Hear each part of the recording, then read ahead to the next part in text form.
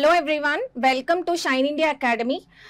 See, మన AP high court 2025 నోటిఫికేషన్లో general ఇంగ్లీష్కి సంబంధించి సిలబస్ చూసాము, ఎలా ప్రిపేర్ అవ్వాలి అనేది కూడా నేను మీకు చెప్పాను కదా. రైట్, సో ఈ జనరల్ ఇంగ్లీష్ ఎలా ప్రిపేర్ అవ్వాలి, గ్రామర్ అనేది మన కోర్స్లో సరిగ్గా డిజైన్ చేయబడింది. సో మీరు ఆ కోర్స్ని చూసి మంచిగా నేర్చుకోండి. గ్రామర్తో పాటు వొకాబులరీ యొక్క ఇంపార్టెన్స్ కూడా ఉంది. Half of the weightage for grammar and half of the weightage for vocabulary.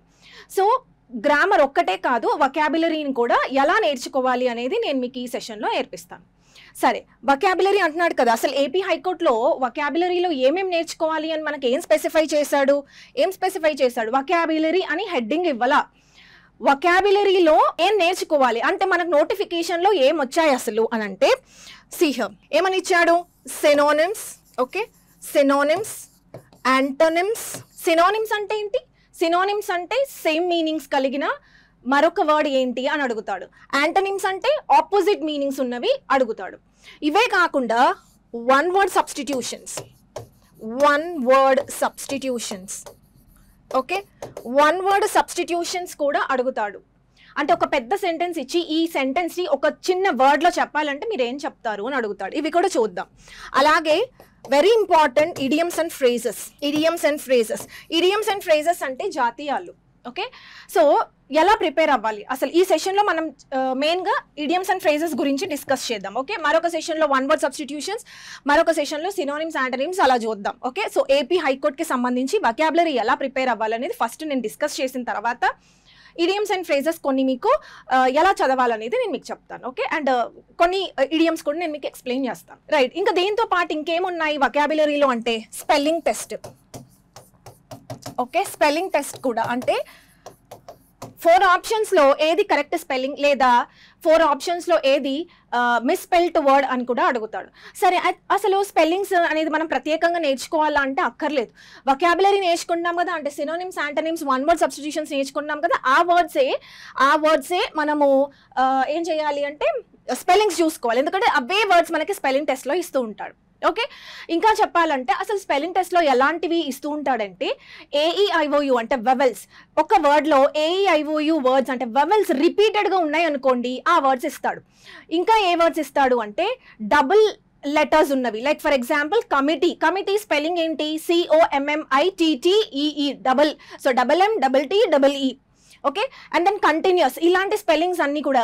Okay, so వెబెల్స్ ఉన్నవి అండ్ దెన్ డబుల్ లెటర్స్ ఉన్నవి కూడా ఎక్కువగా ఫోకస్ చేయాలి.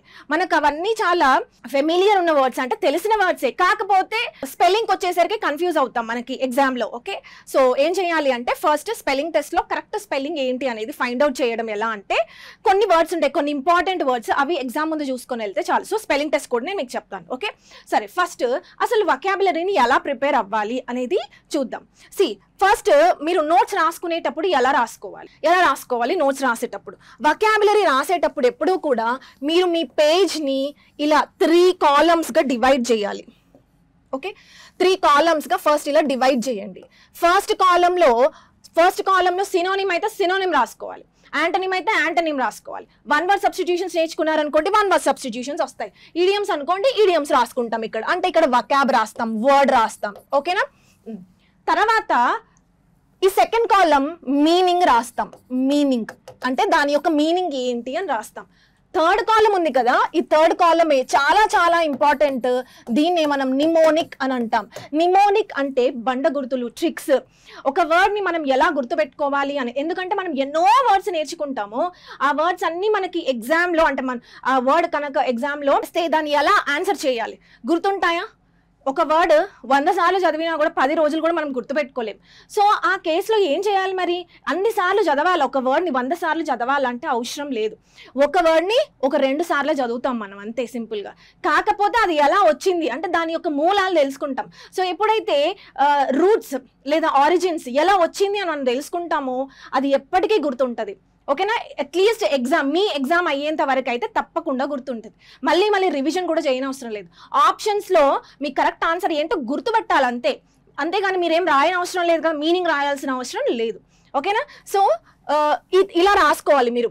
సరే, నేను ఇక్కడ వర్డ్ చెప్తాను, దాని మీనింగ్ చెప్తాను, ఎలా గుర్తుపెట్టుకోవాలనేది కూడా నేను చెప్తాను. కొన్ని వర్డ్స్కి స్టోరీస్ ఉంటాయి, కొన్ని వాటికి రూట్ వర్డ్స్ ఉంటాయి, కొన్ని వాటికి నార్మల్ నిమోనిక్స్ ఉంటాయి. సో ఏం చేయాలి అంటే నేను చెప్పినవి ఏవైతే ఉన్నాయో అవన్నీ కూడా జస్ట్ ఇలా చిన్న మైండ్ మ్యాప్స్తో కానీ లేకపోతే డయాగ్రామాటికల్ రిప్రజెంటేషన్తో కానీ మీరు ఆన్సర్లో ఇట్లా నోట్స్లో మీరు రాసుకోవాలన్నమాట.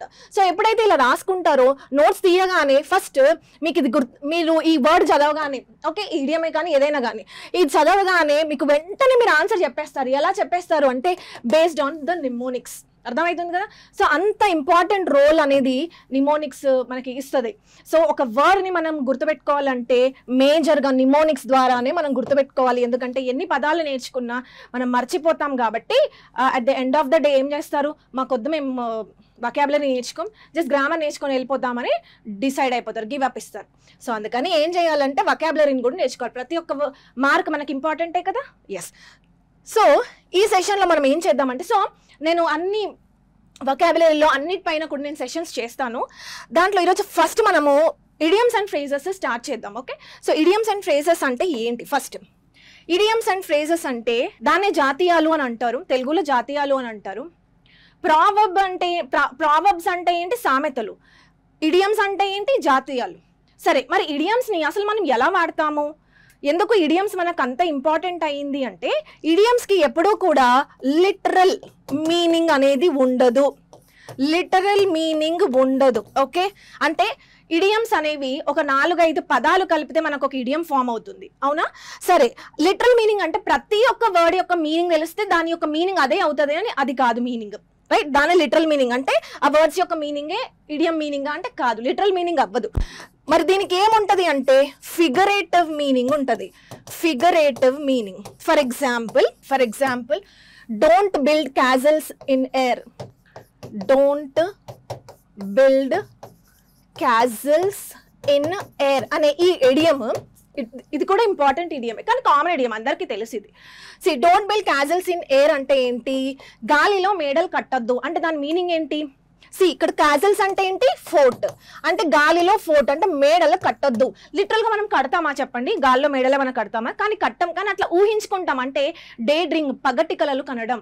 అంటే ఇప్పుడు లిటరల్ మీనింగ్ ఏమవుతుంది చెప్పండి? లిటరల్ మీనింగ్ అంటే ఈ పదాల యొక్క exact meaning. Okay, so air లో క్యాజల్స్ అంటే ఫోర్ట్ కడుతున్నట్టు, కట్టకూడదు. అర్థమవుతుంది కదా? అది లిటరల్ మీనింగ్. కానీ ఇది కాదు కదా లిటరల్ మీనింగ్. లిటరల్ మీనింగ్ ఏంటి? ఇప్పుడు దీని మీనింగ్ ఏంటి అంటే డే డ్రీమింగ్. ఓకేనా? Day dreaming. ఓకే, సో ఈ ఇడియంకి ఆ మీనింగ్ వస్తుంది. అంటే ఇక్కడ మనం లిటరల్ మీనింగ్ తీసుకోవట్లేదు, ఓన్లీ ఫిగరేటివ్ మీనింగ్ తీసుకుంటున్నాం. అంటే గాలిలో మేడలు కడుతున్నట్టు నువ్వు డ్రీమ్ చేస్తున్నావు, పగటి కలలు కంటున్నావు. ఇప్పుడు మనకు కూడా చాలా డ్రీమ్స్ ఉంటాయి కదా, నేను అదవ్వాలి ఇదవ్వాలి అని చెప్పి. దానికోసం నువ్వు ప్రయత్నం చేయకపోతే ఇంకా అది కలగానే ఉండిపోతుంది. అలా డే డ్రీమింగ్స్ చేయకూడదు. యాక్షన్స్ అనేవి స్టార్ట్ చేస్తేనే ఆ డ్రీమ్స్ అనేవి రియాలిటీలోకి మారుతాయి. Okay, right. సో ఇడియమ్స్కి ఎప్పుడూ కూడా లిటరల్ మీనింగ్ ఉండదు, ఫిగరేటివ్ మీనింగ్ మాత్రమే ఉంటుంది. సరే, ఈ సెషన్లో మనం ఏం చేద్దామంటే ఇప్పుడు ప్రత్యేకంగా మనం ఏపీ హైకోర్టు గురించి మాట్లాడుతున్నాం కాబట్టి సో ఏపీ హైకోర్టుని దృష్టిలో పెట్టుకొని ఆ ఎగ్జామ్ని దృష్టిలో పెట్టుకొని మనం ఇప్పుడు ఇంపార్టెంట్ ఇడియమ్స్ నేర్చుకుందాం. ఫస్ట్ వన్ చూడండి అమ్మా, ఆర్గస్ ఐడ్ అంటే ఏమిటి?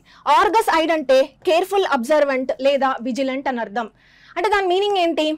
ఎవరైతే క్షుణ్ణంగా పరిశీలిస్తారో అంటే జాగ్రత్తగా పరిశీలిస్తారు ప్రతి ఒక్కటి కూడా, వాళ్ళని ఏమంటారంటే ఆర్గస్ ఐడ్ అని అంటారు. ఇక్కడ ఇమేజెస్ చూడాలి మీరు. ఇమేజెస్ ఇక్కడ నేను ఊరికే పెట్టలేదు.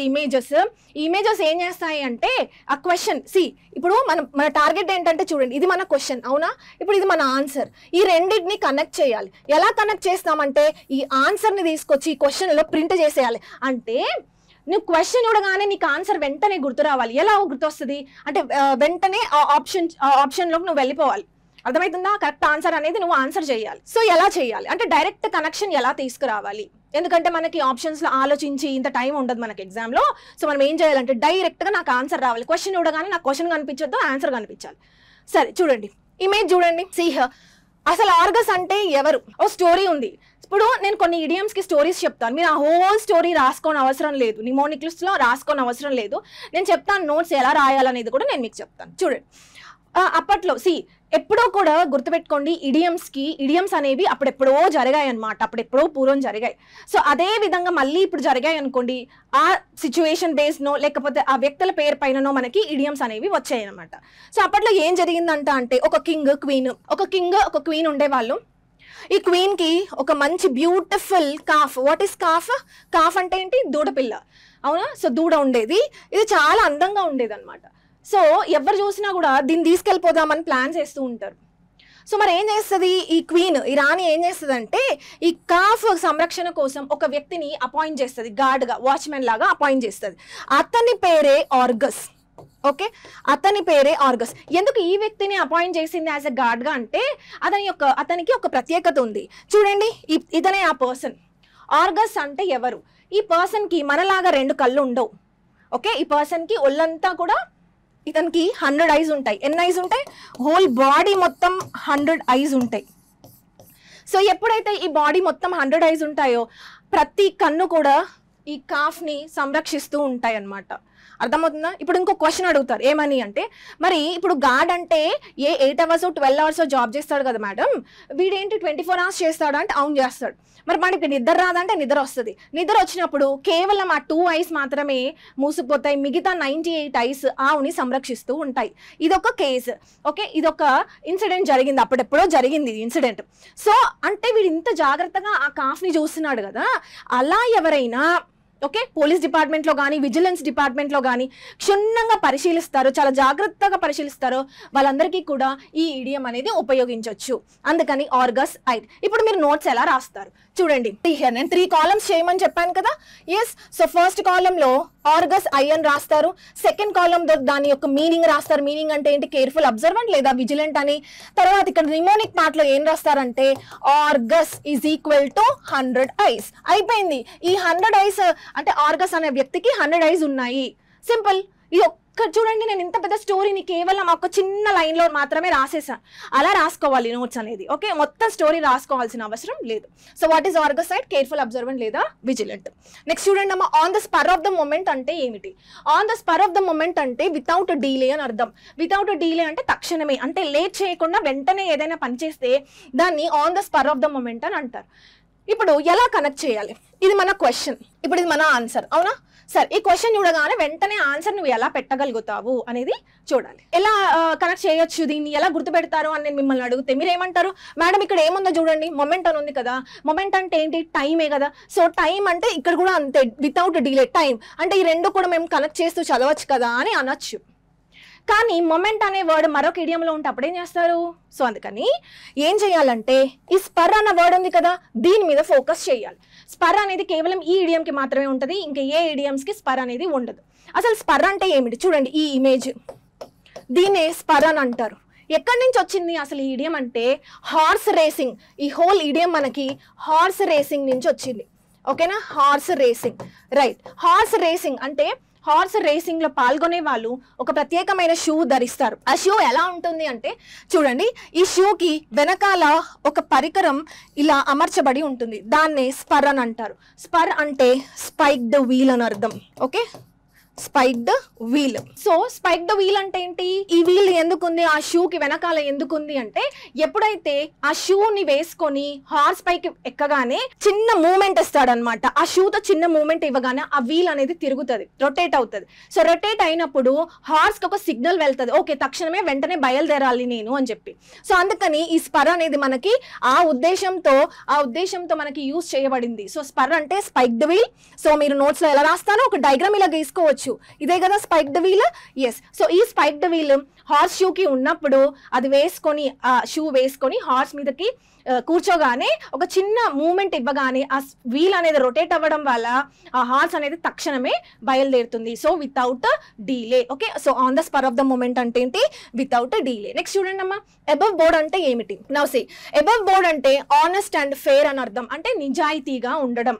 దాన్నే అబవ్ బోర్డ్ అని అంటారు. సరే, ఎక్కడి నుంచి వచ్చింది ఈ ఇడియం? ఎక్కడి నుంచి వచ్చింది అంటే కార్డ్ గేమ్స్. కార్డ్ గేమ్స్ అంటే ఏంటి? పత్తాలు, తెలుసు కదా. ఎస్, సో కార్డ్ గేమ్స్ అనే ఈ కాన్సెప్ట్ నుంచి ఈ ఇడియం అనేది వచ్చింది. సరే, ఇప్పుడు ఒక్కొక్క వర్డ్ ని చూద్దాం. అబవ్ అంటే అబవ్ అంటే తెలిసిందే, అది ప్రపోజిషన్. ఓకే, సో పైన అని అర్థం. నౌ బోర్డ్ అంటే ఏంటి, ఇది తెలిస్తే చాలు. బోర్డ్ అంటే ఇక్కడ టేబుల్ అని అర్థం. ఓకేనా, బోర్డ్ అంటే ఏంటమ్మా, టేబుల్.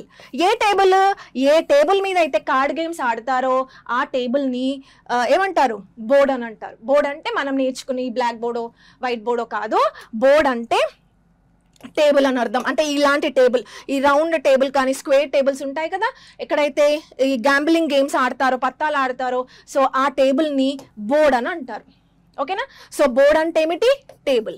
నౌ లిజన్, ఈ కార్డ్ గేమ్స్ ఆడేటప్పుడు ఒక రూల్ ఉంటుంది ఏంటంటే, ప్రతి వాడు అంటే ఎవరైతే కార్డ్ గేమ్స్ ఆడతాడో వారందరూ కూడా, అంటే కార్డ్స్ ఇస్తారు కదా, ఆ కార్డ్స్ షఫుల్ చేయడమో లేకపోతే తీయడమో అది ఎలా చేయాలంటే ఆ టేబుల్, ఆ బోర్డ్ పైన అంటే టేబుల్ పైన చేతులు పెట్టే ఆడాలి.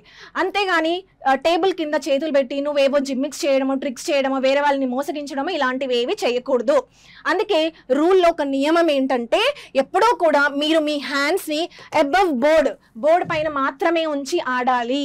ఓకే, ఎందుకు ఆనెస్ట్గా ఫేర్గా ఆడాలి కాబట్టి, నిజాయితీగా ఆడాలి కాబట్టి, సో వాళ్ళ హ్యాండ్స్ ఎప్పుడూ కూడా బోర్డ్ పైన మాత్రమే ఉంచాలి, బోర్డ్ కింద అస్సలు వాళ్ళ హ్యాండ్స్ అనేది పెట్టకూడదు. అర్థమవుతుందా? సో అక్కడి నుంచి వచ్చిందనమాట ఈడియం. అబవ్ బోర్డ్ అంటే ఏంటి, ఆనెస్ట్ అండ్ ఫేర్.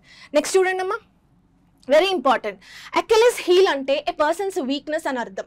అంటే ఒక పర్సన్ యొక్క బలహీనత.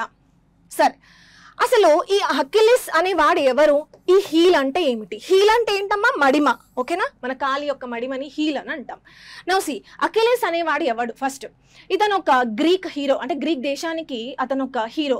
రాజు కాబోతున్నాడు కాబట్టి అపోనెంట్స్, రైవల్స్ ఉంటారు కదా, వీడిని చంపడానికి చూస్తారు. వీడు రాజు అవ్వకూడదు. ఓకే, ఎందుకు, ఎప్పుడు వీళ్ళ ఫ్యామిలీ అయినా, ఇంకెవరు రాజు అవ్వకూడదా, వీడిని చంపేద్దాము అని చెప్పి ప్లాన్స్ వేస్తారు. అప్పుడు వాళ్ళ మదర్ ఏం చేస్తుందంటే, ఎవరో చెప్తారు వాళ్ళ మదర్కి ఏమని, మీ బేబీకి చాలా థ్రెట్స్ ఉన్నాయి, సో నువ్వేం చేస్తావంటే వాటర్, హోలీ వాటర్, అంటే ఫర్ ఎగ్జాంపుల్ ఇప్పుడు గంగాలో మునిగితే మన పాపాలన్నీ పోతున్నట్టు, అలా ఒక హోలీ వాటర్ బాడీలో మీ బేబీని డిప్ చేయడం, అంటే మునిగి తీస్తే అతను వజ్రం లాగా తయారవుతాడు, ఎవ్వరు కూడా అతన్ని అటాక్ చేయలేరు అని చెప్పి వెళ్ళిపోతాడు. ఓకే, సో వాళ్ళ మదర్ అదే విధంగా చేస్తుంది. ఎప్పుడు వాడు చాలా చిన్నగా ఉన్నప్పుడు. చిన్నపిల్లలు ఒక స్టేబుల్గా ఉంటారా చెప్పండి, ఉండరు. సో ఎప్పుడైతే ఆ ప్రీస్ట్ చెప్పినట్టు, అతను చెప్పినట్టు ఆ బాడీని, అంటే ఆ పిల్లోని ఇలా పట్టుకొని ఆ వాటర్లో డిప్ చేస్తూ ఉండగా వాడు మునుగుతాడు. కాకపోతే ఈ హీల్ పోర్షన్ ఉంటుంది కదా, అది మాత్రం వాటర్లో డిప్ కాదు. ఎందుకు అంటే చిన్నపిల్లలు ఊరికే ఉండరు, వాళ్ళ కాళ్ళు అటు చేతులు ఇటు ఆడిస్తూ ఉంటారు, అవునా? సో ఎప్పుడైతే వాటర్లో డిప్ చేసే క్రమంలో ఆ హీల్ పోర్షన్ అనేది వాటర్లో డిప్ కాదు. సో అందుకని అదొక వీక్నెస్, అదొక వీక్ పాయింట్ అయింది. సో ఎవరైనా అకిలిస్ని చంపాలని అనుకుంటే కేవలం ఈ హీల్ పోర్షన్కి ఒక యారోను షూట్ చేస్తే వాడు చచ్చిపోతాడు. అర్థమైందా? అయితే ఇదే సిచ్యువేషన్ ఈవెన్ మన మహాభారతంలో కూడా ఉంది. దుర్యోధన్కి సేమ్ కాన్సెప్ట్, అతనికి కూడా ఒక వీక్ పాయింట్ ఉంది. ఓకే, సేమ్ అతనికి కూడా వజ్రం లాగా వాళ్ళ మదర్ తయారు చేస్తుంది, కానీ తొడభాగం ఏదైతే ఉంటుందో అది మాత్రం వజ్రం లాగా అవ్వదు. ఓకే, అదొక వీక్ పాయింట్ అవుతుంది. సో భీముడు చేంజ్ చేస్తాడు, ఆ తొడభాగాన్ని ఇలా ఒకటి కొట్టగానే ఇంకా వాడు చచ్చిపోతాడు. సో అదొక వీక్నెస్ పాయింట్. అంటే ప్రతి మనిషికి ఒక వీక్ పాయింట్ ఉంటుంది, దాన్నే అకిలిస్ హీల్ అని అంటారు. ఓకే, చల్ నెక్స్ట్ ఇడియం చూడండి అమ్మా. యాపిల్ పై ఆర్డర్ అంటే ఏంటి? యాపిల్ పై ఆర్డర్ అంటే ఇన్ పర్ఫెక్ట్ ఆర్డర్ అని అర్థం. అంటే నీట్గా టైడీగా ఉండడం, పర్ఫెక్ట్గా ఉండడం, ప్రతి ఒక్కటి ఏ వస్తువు ఎక్కడ ఉండాలో అక్కడే ఉండడాన్ని యాపిల్ పై ఆర్డర్ అని అంటారు. సరే వినండి, ఎట్లా గుర్తుపెట్టుకుందాము. సి, ఈ వర్డ్ ఉందిగా, పై అంటే ఏంటో తెలుసుకోవాలి. పై అంటే ఏంటి? పై అంటే ఒక వంటకం పేరు. ఓకే, మన దగ్గర చెయ్యమది. ఫారెన్లో, అమెరికాలోనో ఆస్ట్రేలియానో ఇదొక వంటకం. ఎలా చేస్తారు అంటే, సేమ్ ఇప్పుడు మనం చపాతీలు చేస్తాం కదా, ఓకే, ఒక పెద్ద చపాతీ చేసి దాన్ని ఇలా ఒక ప్లేట్లో పెడతారు. ఎందుకు నేను ఇది చెప్తున్నానంటే మనం చేసుకోవడానికి కాదు, ఎంత బ్యూటిఫుల్గా ఇది చేశారు, ఎంత పర్ఫెక్ట్గా చేశారు అనేది నేను మీకు ఇక్కడ ఎక్స్ప్లెయిన్ చేస్తున్నాను. ఎందుకంటే దాని మీనింగే అది, ఇన్ పర్ఫెక్ట్ ఆర్డర్ అని. ఓకే, సరే, ఒక చపాతీ చేసేసి, ఒక మంచి ఫ్లాట్ చపాతీ చేసేసి ఇలా ఒక ప్లేట్లో పెడతారు. తర్వాత ఏం చేస్తారంటే యాపిల్ ముక్కలు, ఓకే, యాపిల్ పీసెస్ అన్నిటినీ కూడా అరేంజ్ చేస్తారు. తర్వాత ఇంకొక చపాతీని రిబ్బన్స్ లాగా కట్ చేసి ఆ రిబ్బన్స్ ని ఎలా పేర్చారో చూడండి, ఎంత బాగా డిజైన్ చేశారు చూడండి. మనకి కొన్ని బాస్కెట్స్ ఉంటాయి, మన తెలంగాణలో కొన్ని బాస్కెట్స్ తయారు చేస్తారు. ఓకే, సో ఆ బాస్కెట్స్ మాదిరిగా, అంటే చూడండి, ఇప్పుడు ఒక రిబ్బన్ కిందికి వెళ్ళింది అనుకోండి, పైనుంచి ఇంకొక రిబ్బన్ వస్తుంది. అలాగే ఈ రిబ్బన్ పైనుంచి వెళ్తే ఇంకొక రిబ్బన్ అనేది కిందకు వస్తుంది. సో ఎప్పుడైతే ఇది బేక్ చేస్తామో అప్పుడు మనకు ఒక మంచి బ్యూటీ, చూడండి అసలు ఎంత బాగుందో, చూడడం చూడడానికే బాగుంది, అంటే ఎంత పర్ఫెక్ట్ గా దీన్ని అరేంజ్ చేశారు.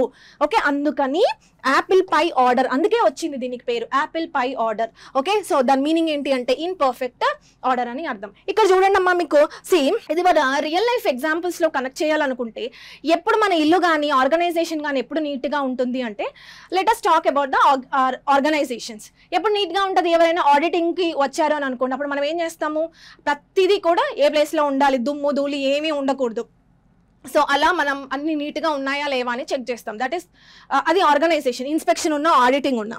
మరి మన ఇల్లు కూడా అప్పుడప్పుడు నీట్గా ఉండదు, కానీ ఒక్కరోజు ఎప్పుడు అంటే ఫెస్టివల్స్ లేదా చుట్టాలు వచ్చినప్పుడు చాలా నీట్గా పెడతాం. సో మనం ఎగ్జాంపుల్ ఏమని చెప్పొచ్చు అంటే, on the eve of inspection everything was kept in Apple pi order అని చెప్పొచ్చు. Okay, so what is Apple pi order? In perfect order. Next చూడండి అమ్మా, బ్లో హాట్ అండ్ కోల్డ్ అంటే ఏంటి? బ్లో హాట్ అండ్ కోల్డ్ అంటే to speak in favour and against at the same time keep changing there attitude towards something అని అర్థం. రెండు ఇచ్చాను ఇక్కడ చూడండి. రెండిటి మీనింగ్ ఒకటే, కానీ ఒక ఎగ్జామ్ లో ఈ విధంగా ఇచ్చాడు, మరొక ఎగ్జామ్ లో ఈ విధంగా ఇచ్చాడు. What ever it may be. ఇప్పుడు మనకి అది ఎలా వచ్చింది అనేది నేను మీకు స్టోరీ చెప్తాను, ఎలా వచ్చింది అనేది. అది విన్న తర్వాత మీరు ఈజీగా ఆన్సర్ చేయగలుగుతారు. ఓకేనా? సరే, ఎలా వచ్చిందంటే ఈ ఇడియమ్ చూడండి, ఈ ఇమేజ్ని మీరు అబ్జర్వ్ చేస్తూ ఉండాలి. అప్పట్లో మనకి ట్రావెలర్స్ ఉండేవాళ్ళు అనమాట.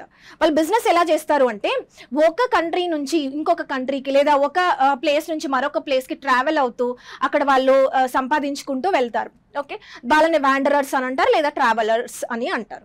సో ఈ ట్రావెలర్స్ ఇలాగే, ఒక ట్రావెలర్ పొద్దున్నుంచి పాపం కష్టపడి అటు ఇటు తిరిగి సంపాదించి ఈవినింగ్ అయింది, వింటర్స్ అది. ఓకే, వింటర్స్ చలేస్తుంది బాగా. సో ఇంకా నైట్ ఏం ప్రయాణం చేస్తానో, ఇక్కడే పక్కన హోటల్ ఉంది కదా, సో ఇక్కడే ఉంటాను, మళ్ళీ నెక్స్ట్ మార్నింగ్ బయలుదేరుతామని అనుకుంటాడు. సో ఆ నైట్ ఆ హోటల్లో స్టే చేయడానికి వెళ్తాడు. ఓకే, సో వింటర్స్ అవ్వడం అయి ఉండి, వింటర్స్ కాబట్టి సో ఆ హోటల్ యజమాని ఏం చేస్తాడంటే అతనికి ఒక వేడి వేడి సూప్ని కానీ లేకపోతే వేడి వేడి గంజిని సర్వ్ చేస్తాడనమాట. ఓకే, సో ఇప్పుడు ఒక చూడండి, వింటర్స్లో ఏమవుతుంది, మనం వేడివేడిగానేగా తింటాము, దాన్ని ఏం చల్లబరుచుకొని తినడం కదా. ఎస్, కానీ ఈ వ్యక్తి ఎలా చేస్తాడంటే, ఇప్పుడు చూడండి, ఎవరైనా వేడిగా సర్వ్ చేస్తే దాన్ని వెంటనే తినేసేయాలి, అవునా? కానీ అతను అలా చేయడు. ఎలా చేస్తాడు? See here. ఇప్పుడు మన ఇడియంలోకి రావాలి. ఒక్కొక్క పదం చూడాలి. బ్లో అంటే ఏంటి, హాట్ అంటే ఏంటి, కోల్డ్ అంటే ఏంటి, అసలు ఈ మూడు వర్డ్స్ ఎలా వచ్చాయి అనేది మనం చూడాలి. బ్లో అంటే ఏంటి? బెలూని బ్లో చేయడం అంటే ఏంటి? ఉఫ్ అని ఊదడాన్ని బ్లో అని అంటారు, అవునా?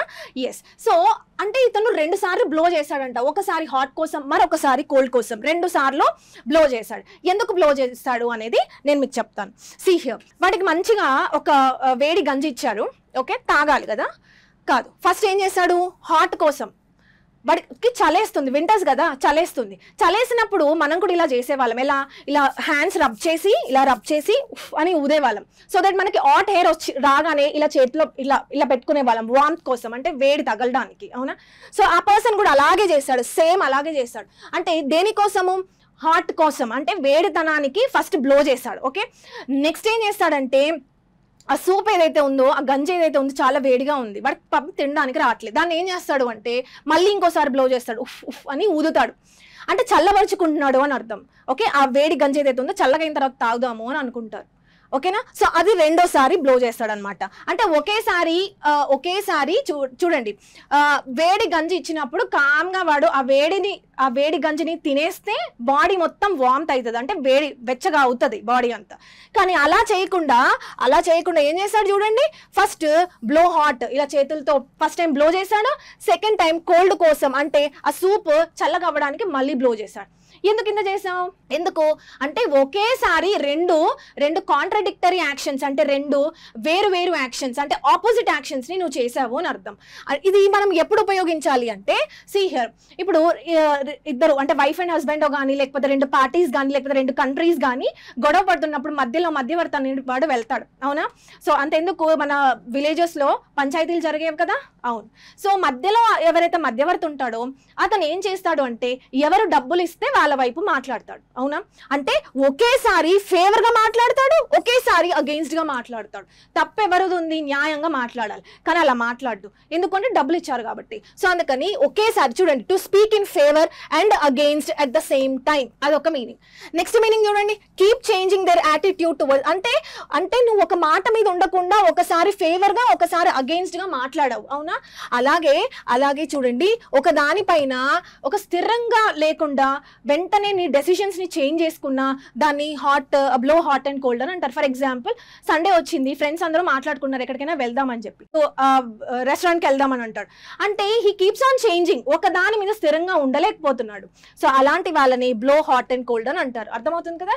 So blow hot and cold అంటే ఏంటి? To speak in favour and against at the same time, keep changing there attitude towards something. Okay, అంటే వాళ్ళ యాటిట్యూడ్ అంటే వాళ్ళు డెసిషన్ తీసుకోలేకపోతున్నారు, యాటిట్యూడ్ని ఎప్పుడు మారుస్తూ ఉన్నారు అనమాట. సో అలాంటి వాళ్ళని బ్లో హాట్ అండ్ కోల్డ్ అని అంటారు. నెక్స్ట్ చూడండి అమ్మా, బెగ్గర్ డిస్క్రిప్షన్. బెగ్గర్ డిస్క్రిప్షన్ అంటే ఏంటి? To fall short of words while describing something. Okay, ఎలా గుర్తుపెట్టుకోవాలి? బెగ్గర్ డిస్క్రిప్షన్ అంటే నథింగ్ బట్ మాటలు రాకపోవడం అని అర్థం. ఓకే, అంటే సపోజ్ మనం దేనైనా వర్ణించాలని అనుకుంటున్నాం, లేదా ఎవరితోనైనా ఏదైనా మాట్లాడాలని అనుకుంటున్నాం అనుకోండి, ఆ టైంలోనే మనకి మాటలు రావు, కామ్ అయిపోతాం. ఆ సిచ్యువేషన్ని బెగ్గర్ డిస్క్రిప్షన్ అని అంటారు. ఓకే, ఏమన్నా ఉంది చూడండి, to fall short of words, ఇది ఒక్కటి ఉంటే సరిపోతుంది. ఎప్పుడు? While describing something. ఎట్లా గుర్తుపెట్టుకోవాలనేది చూద్దాం. చూడండి, సీ హియర్, ఎలా గుర్తుపెట్టుకోవాలి? డిస్క్రిప్షన్ అంటే ఏంటి? డిస్క్రైబ్ అంటే ఏంటి? పదాలతోనేగా నువ్వు డిస్క్రైబ్ చేసేది. సో అందుకే డిస్క్రిప్షన్ అంటే, డిస్క్రైబ్ అంటే నథింగ్ బట్ వర్డ్స్. ఓకేనా? నెక్స్ట్ చూడండి అమ్మా, బెగ్గర్. ఫస్ట్ నేను ఏం చేస్తానంటే ఒక్కొక్క వర్డ్ని వేరుగా చదివి రెండింటిని కలుపుతాను. మరి బెగ్గర్ అంటే ఏంటి? బెగ్గర్ దగ్గర డబ్బులు ఉంటాయా చెప్పండి? ఉండవు. వాడి దగ్గర జీరో, వాడి దగ్గర ఏముంటుంది? జీరో ఉంటుంది. ఇప్పుడు రెండింటిని కలపండి. బెగ్గర్ డిస్క్రిప్షన్, జీరో వర్డ్స్, అయిపోయింది. ఇంత సరిపోదా మీకు ఆన్సర్ చేయడానికి? అలా కాకుండా ఊరికే బెగ్గర్ డిస్క్రిప్షన్ అని మీరు ఆన్సర్ చదివితే మీకు ఏమీ గుర్తుండదు. ఓకేనా? సో అందుకని ఏం చేయాలంటే క్వశ్చన్ని ఆన్సర్ని కనెక్ట్ చేస్తూ చదవాలి. అంటే ప్రతిదానికి కూడా మనం బండ గుర్తులు పెట్టుకోవాలి. ఓకే, ఎందుకంటే ఒక వర్డ్ని ఎన్ని రోజులని ఎన్నిసార్లు అని చదువుతావు, అయినా కూడా మళ్ళీ నువ్వు ఆన్సర్ చేయవు. సో ఎందుకు చదవడం ఎందుకు ఇంకా? సో అందుకని నేను ఏమంటానంటే ఒక వర్డ్ నువ్వు చదివావంటే దాన్ని ఎలా గుర్తుపెట్టుకోవాలి? ఎందుకంటే నీ అల్టిమేట్ గోల్ ఏంటంటే ఆ వర్డ్ రేపు పొద్దున నీకు ఎగ్జామ్లో కనిపిస్తే నువ్వు కరెక్ట్గా ఆన్సర్ చేసి రావాలి. ఓకే, సో బెగ్గర్ డిస్క్రిప్షన్ అంటే ఏంటి? Zero words, to fall short of words while describing something అని అర్థం. నెక్స్ట్ చూడండి అమ్మా, ఎస్, బ్లాక్ అండ్ వైట్ అంటే ఏంటి? బ్లాక్ అండ్ వైట్ అంటే ఇన్ రైటింగ్, అంటే రాతపూర్వకంగా ఏదైనా ఉంటే దాన్ని బ్లాక్ అండ్ వైట్ అని అంటారు. ఇప్పుడు ఫర్ ఎగ్జాంపుల్ మీకు ఏదో సమ్ అన్యాయం జరిగింది అనుకోండి, మీరు ఎక్కడికి వెళ్తారు? పోలీస్ స్టేషన్కి వెళ్తారు. పోలీస్ స్టేషన్లో వెళ్ళి మీరు చెప్పేసుకుంటారు, అంటే నాకు ఇలా జరిగింది అని చెప్పి ఓరల్గా చెప్తారు. అప్పుడు వాళ్ళు ఏమంటారు? ఆ స్టేషన్లో ఉన్న పర్సన్స్ ఏమంటారు? సరే అమ్మా రాసి ఇవ్వు అని అంటారు. రాసి ఇవ్వడం అంటే ఏంటి? ఎవ్రీ టైం చూడండి, గవర్నమెంట్ ఆర్గనైజేషన్స్లో ఎప్పుడూ కూడా ప్రతిదీ కూడా పేపర్ పైన ఉండాలి. ఓకే, ఓరల్గా ఉండేది ఎప్పుడూ కూడా వాళ్ళు కన్సిడర్ చెయ్యరు, అన్నీ అఫీషియల్గా ఉండాలి. సో బ్లాక్ అండ్ వైట్ అంటే ఇన్ రైటింగ్, రాతపూర్వకంగా అని అర్థం. అంటే ఇప్పుడు చూడండి, బ్లాక్ అంటే ఏంటమ్మా? బ్లాక్ అంటే మన పెన్ను, వైట్ అంటే పేపరు, అంటే పేపర్ పైన రాసి ఇవ్వడాన్ని ఏమంటారు? బ్లాక్ అండ్ వైట్ అని అంటారు. దాని మీనింగ్ ఏంటి? ఇన్ రైటింగ్ అని అర్థం. ఓకే, నెక్స్ట్ చూడండి, black sheep. Very very very important. Black sheep అంటే a person with bad reputation అని అర్థం. ఓకే, నౌ బ్లాక్ షీప్ ఎక్కడో విన్నట్టుంది కదా, మన రోబో సినిమాలో, రోబో ద ఫస్ట్ వన్, ఆ సిరీస్ ఉంది కదా, దాంట్లో ఫస్ట్ వన్ రోబో 2 కూడా వచ్చింది. 1 ఏదైతే ఉందో దాంట్లో మనం ఈ ఇడియం చూసాం, బ్లాక్ షీప్ అని విన్నాం కూడా. ఓకే, నౌ బ్లాక్ షీప్ అనగానే ఏ పర్సన్ విత్ బ్యాడ్ రెప్యుటేషన్, అంటే అప్రతిష్ట తెచ్చిపెట్టే వ్యక్తి. ఒక ఫ్యామిలీలో ఏదో ఒక చెడ్డ పని చేసినాడు అనుకోండి, మొత్తం ఫ్యామిలీకి అప్రతిష్ట వస్తుంది, అవునా? సో ఆ వ్యక్తిని మనం బ్లాక్ షీప్ అని అంటాం. సరే, ఎందుకు బ్లాక్ షీపే, వైట్ షీప్ ఎందుకు కాదు? అసలు బ్లాక్ అనే వర్డ్ ఎందుకు వచ్చింది, షీప్ అనే వర్డ్ ఎందుకు వచ్చింది అనేది తెలుసుకుందాం. అప్పట్లో ఒక షెపర్డ్ ఉండేవాడు. షెపర్డ్ అంటే ఏంటి? గొర్రెల కాపరి. ఓకేనా? సో ఈ షెపర్డ్ ఏం చేశాడు అంటే, అతనికి చాలా గొర్రెలు ఉంటాయి. ఓకే, దాంట్లో చాలా మట్టుకి వైట్ షీప్ ఉంటాయి, కొన్ని బ్లాక్ షీప్ ఉంటాయి. వైట్ షీప్ అనుకోండి, వైట్ షీప్ అనేవి వాడికి చాలా ఇష్టం. ఎందుకు చెప్పండి? వైట్ షీప్, అసలు షీప్ ఎందుకు అంటే, షీప్ అనేది ఊల్ వస్తుంది కదా షీప్ నుంచి మనకి, ఆ ఊల్ నుంచి వాడు స్వెటర్స్ తయారు చేస్తాడు. స్వెటర్స్ తయారు చేసి మార్కెట్లో అమ్ముకుంటే వాడికి డబ్బులు వస్తాయి, అవునా? సరే, మరి వైట్ షీపే వాడికి చాలా ఇష్టం అంటే ఎందుకంటే ఆ వైట్ ఊల్తో కలర్స్ వేసి కలర్ స్వెటర్స్ని తయారు చేస్తాడు. అందుకే వైట్ ఊల్ ఉందనుకోండి, బట్ బాగా డబ్బులు తీసుకొస్తాయి. వైట్ షీప్ ఉంటే బాగా డబ్బులు తీసుకొస్తాయి. బ్లాక్ షీప్ ఉందనుకోండి, బ్లాక్ షీప్ నుంచి మనకి బ్లాక్ ఊల్ వస్తుంది. దీన్ని మనం కలర్ చేయగలుగుతామా? నో, చేయలేం, కలర్ చేయలేం. సో కలర్ చేయలేం కాబట్టి కేవలం ఒకే స్వెటర్, బ్లాక్ స్వెటర్ని మాత్రమే మనం తయారు చేయగలుగుతాము. అసలు బ్లాక్ అనేది ఎవరూ ప్రిఫర్ చేయరు కాబట్టి అసలు అమ్ముడు పోవు, వాడికి లాస్ని తీసుకొస్తాయి. అంటే ఏ షెపర్డ్ దగ్గర అయితే బ్లాక్ షీప్ ఉంటాయో వాడిని చూసి నవ్వేవాళ్ళనమాట. ఇంకా వీడి బ్రతకంతా ఇంతే, వీడికి అసలు ప్రాఫిట్స్ రావు, ఏం రావు అని చెప్పి. అంటే వాడికి బ్యాడ్ రెప్యుటేషన్ రావడం అనేది స్టార్ట్ స్టార్ట్ అయింది. ఓకే, సో వైట్ షీప్ ఉంటేనేమో వాడు బాగా ప్రాఫిట్స్ వస్తాయి, బ్లాక్ షీప్ ఉండడం వల్ల వాడికి బ్యాడ్ రెప్యుటేషన్ వస్తుంది. సో అందుకని బ్లాక్ షీప్ అంటే ఏంటి, ఏ పర్సన్ విత్ బ్యాడ్ రెప్యుటేషన్. ఓకేనా, నెక్స్ట్ చూడండి అమ్మా. బుల్ ఇన్ చైనా షాప్ అంటే ఏమిటి? బుల్ ఇన్ చైనా షాప్ అంటే వన్ హూ కాసెస్ డ్యామేజ్ లేదా వన్ హూ డెస్ట్రాయ్స్ అని చెప్పొచ్చు. ఇమేజ్ చూడండి, అసలు సీ హియర్, ఈ బుల్ ఏంటి, చైనా షాప్ ఏంటి, ఈ రెండు తెలుసుకోవాలి ఫస్ట్ మనకి. వినండి, బుల్ అనేది ఎలా ఉంటుందమ్మా, యానిమల్లో చాలా అగ్రెసివ్గా ఉంటుంది. ఓకే, కోపం దానికి ఊరికేనే వస్తుంది. సో బుల్ అనేది ఒక మ్యాసివ్ క్రియేచర్ లేదా aggressive animal. Okay, aggressive animal. Now China shop అనేది, చైనా షాప్ అంటే డెలికేట్ పార్సిలన్.